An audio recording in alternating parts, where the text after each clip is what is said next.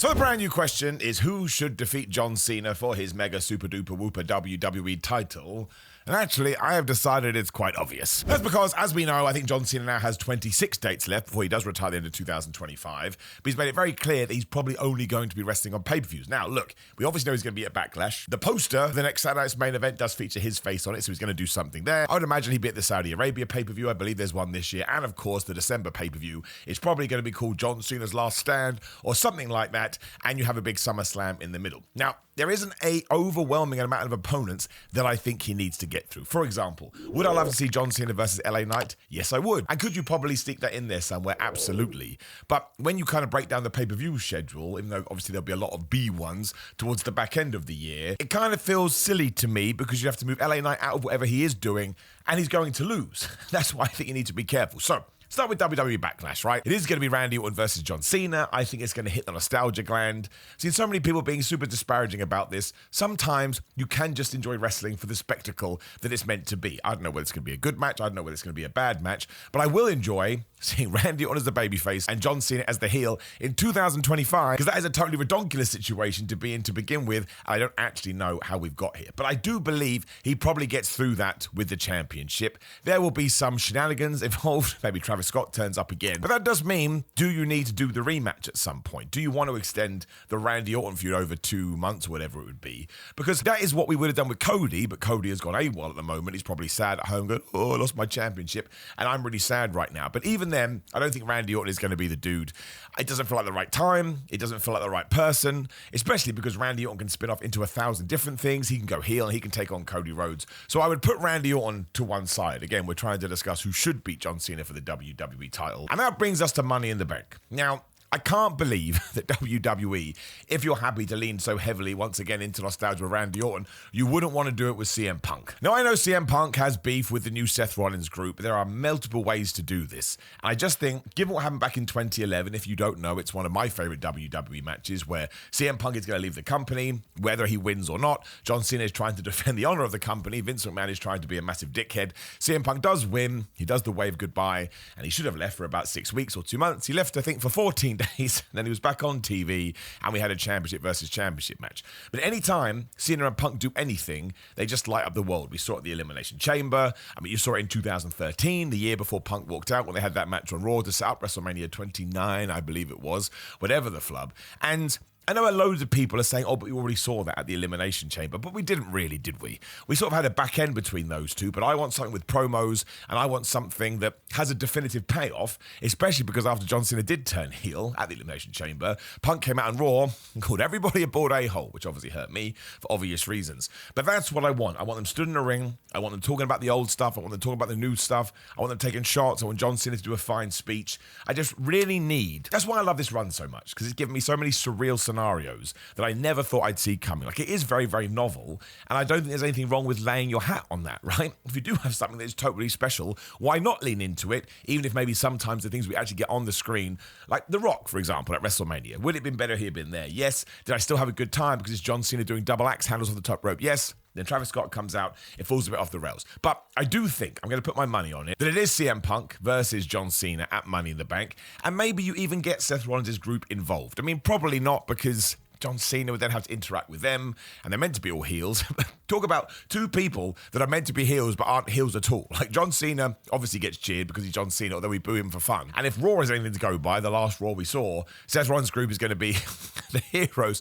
They didn't even get booed over Sami Zayn, which is very concerning if you are indeed trying to write this show. But again, we'll let it play out.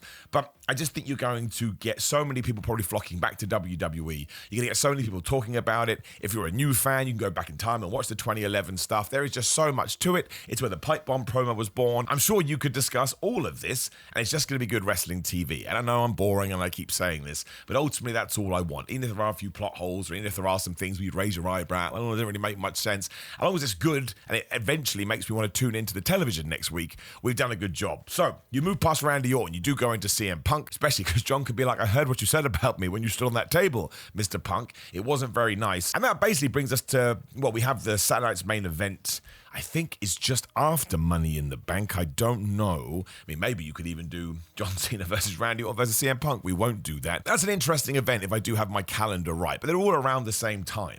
So maybe you do stretch out Randy Orton to a couple of matches, and then you throw Punk in there too. Although again, because Saturday night's main event is so close, maybe we double up on the Punk stuff. I mean, I wouldn't be totally against that. June 7th, 2025, I believe, is Money in the Bank. And then I think Saturday night's main event is a few weeks after that.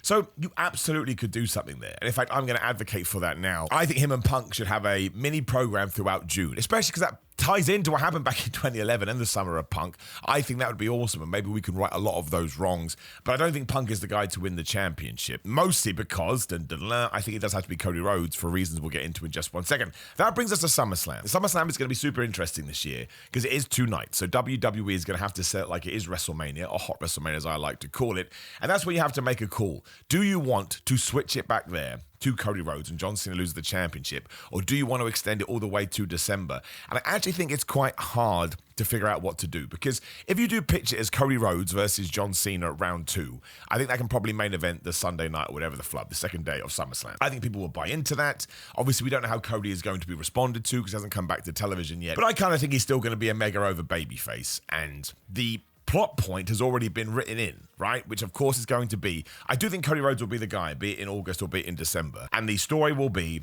John Cena is going to hit Cody with the title. He's not able to. Cody gets the championship. This time he does just clock John Cena in the head because he understands. Maybe hits him in the balls too, and he gets the 1, 2, 3. I don't think it'll be a heel turn as such. I think John Cena will have cheated and cheated and cheated, so it'll be well within the rights for the babyface to go, well, you've lowered the tone, so I'm going to do it too. However, the thing that's hanging over all of this is the Travis Scott match. A lot of people say that's why he was at WrestleMania. This is going to happen. It's not a fluke. He's been trained by Booker T, I believe. And there aren't any other events I can see WWE doing this at. So yes, it would be Travis Scott and John Cena likely taking on Cody Rhodes and Bad Bunny. Now, somebody did suggest, well, maybe Randy Orton could be the guy to tie into everything that's just happened, or maybe a CM Punk. I don't think that's going to work because nobody's going to buy Travis Scott as a threat. That's not meant to be disparaging to him. It's just true. If you have a veteran like CM Punk or you have a veteran like Randy Orton, these teams are going to feel imbalanced. Now, do I want that match? No, I don't. That doesn't massively interest me. I don't need to see Travis Scott in a match. I really like Bad Bunny, but I think you could operate him in a different way. But in terms of everybody else, the mainstream media, and sort of creating a bang and turning SummerSlam into something that we do sort of more familiarize ourselves with when it comes to WrestleMania, yes, I think a lot of people would be into this, and it would get mad coverage because, of course, Travis Scott, huge music star on one side, and then Bad Bunny on the other side, who does have a history there. And my gut kind of tells me that's going to be the match. Now, the important thing there, or the good thing there, is that it can end with Cody pinning John Cena after some shenanigans. The World Championship won't be on the line. So that's how Cody sets up his rematch, even though he definitely should be allowed one anyway, given how much John cheated. And then I know the issue there is you then have like 6 months before December. Because I think if John Cena gets through SummerSlam with the WWE title, the last everything we do see will be John Cena, Cody Rhodes, and everything I just pointed out, right? That will be the finish of the match. Cody Rhodes gets his championship back. Because it is pro wrestling, magically John Cena will also be a good guy again. Shucks, I shouldn't have done all those stuff. He will impress Cody Rhodes, and it will be like The Rock and John Cena at WrestleMania 29, and they essentially did it at WrestleMania 28 too. But it will be a passing of the torch moment. I mean, the other issue you do have there is that if you are going to do this so close to the real retirement of John Cena, you do risk Cody being booed and John Cena being cheered, because we'll all know this is the last time we're going to see him, pun intended, and nobody deep down wants to boo John Cena because we all love him. But at the same time, we should trust Cody Rhodes to be able to deal with that. He's like an incredible pro wrestler. He's not dumb, he's not stupid, and he should be able to cope with some boos, especially because going into 2026, he would likely be okay. But that's why, in a dream world, I'd actually have John Cena lose it at SummerSlam to Cody Rhodes, and then he sort of starts going babyface again. He rides out his last 6 months, and then there's going to be more jeopardy there, because if all of a sudden you did do LA Knight versus John Cena, while there is limited chance that LA Knight would win that, there's almost no chance if John Cena is still the WWE champion. So actually getting that albatross from around his neck kind of opens him up to do a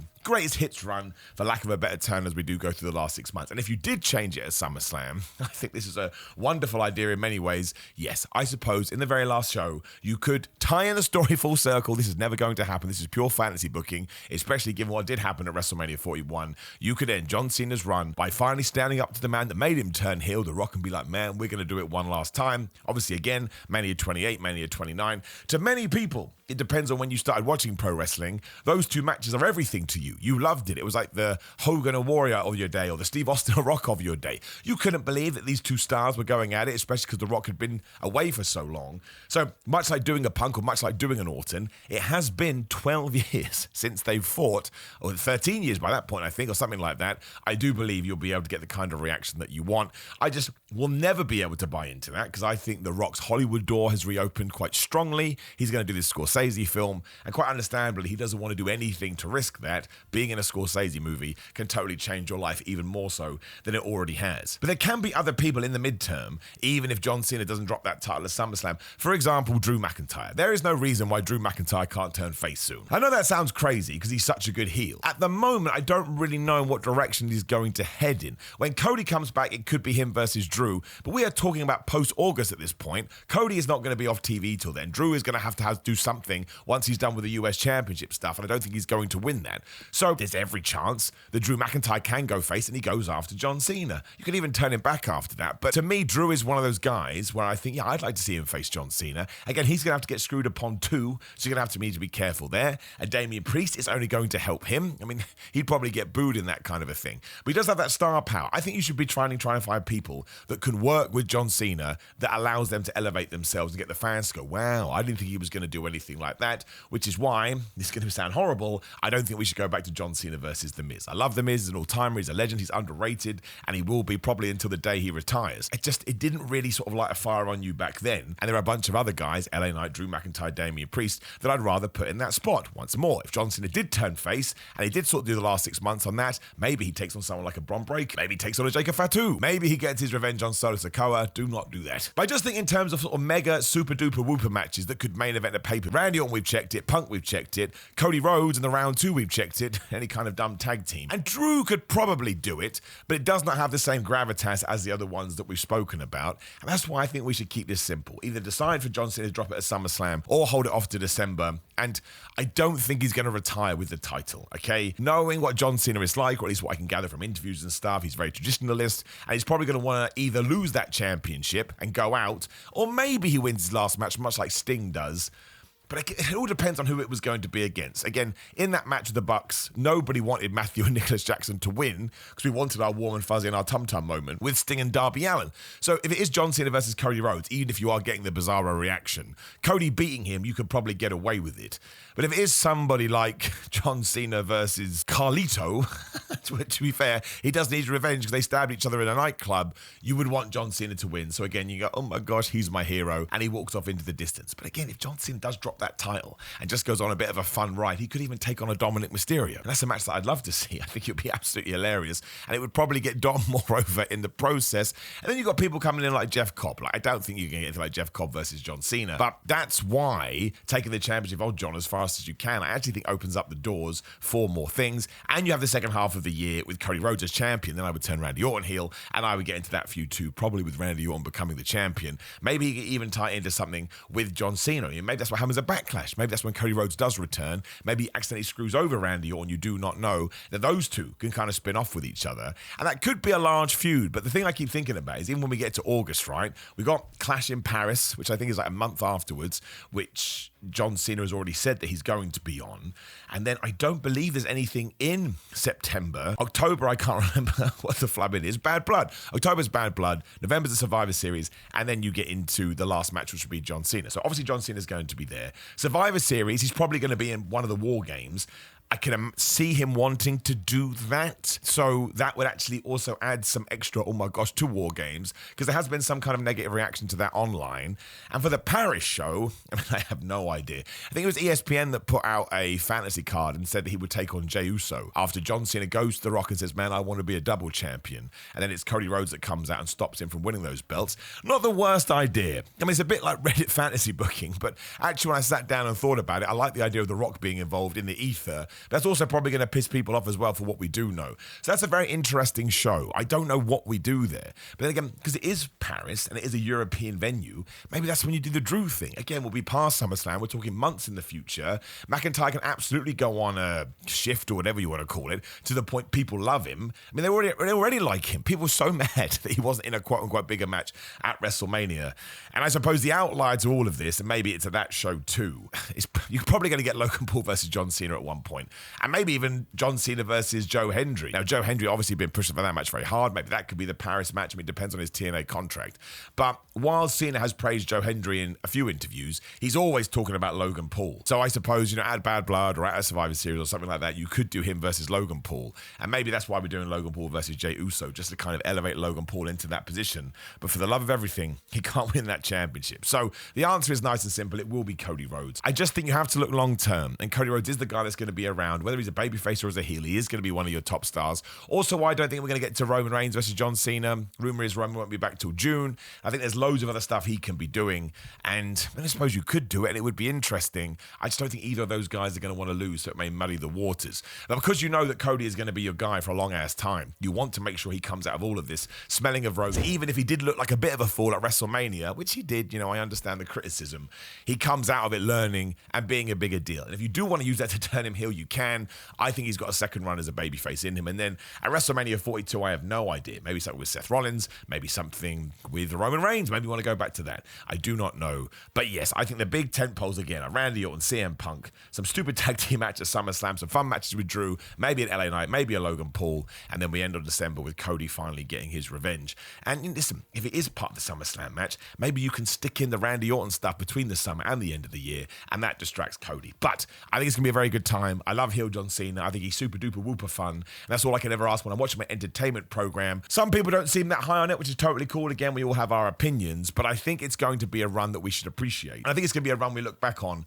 and be like, man, that was a good old time, because I never thought I was going to get this. So now I am getting it, and whatever, guys, I do believe I'm a happy man. Now, of course, please do leave me a comment below and book out, for lack of a better term, what John Cena is going to do over the next 6 months or so. Like the video, share the video, subscribe. Click the video on the screen, which will give you even more stupid content from me. Otherwise, go to GorillaMind.com/Simon. Use Simon to get money off. These are the best supplements in the world, and they ship worldwide. Come give me a follow at Simon316. Come follow me on TikTok at Simon J. Miller. Get a Patreon cameo. Get a cameo personalized video message at Simon Miller, and the prices are about to drop quite a lot, so check that out. T-shirts at ProWrestlingTees.com/Simon Miller or SimonMiller.BigCartel.com. And I'm dying in this room. It's 1,000 degrees, so I will say goodbye.